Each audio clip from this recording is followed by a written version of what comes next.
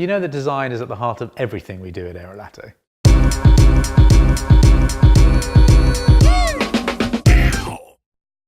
Well, today we're going to talk about the aerolatte coffee filter papers and specifically the number 4 size.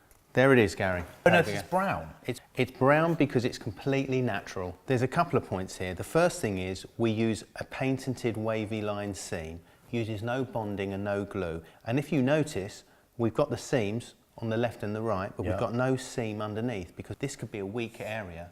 This is the uniqueness of our number 4 filter paper. It can be used with other styles of dripper as well. On the back of the box is an explanation. You get a very unique flavour. It's pure and crisp. Beautiful. So now this is finished, Al. Pop it in the recycle because it's totally biodegradable. Lovely. Cheers. Cheers.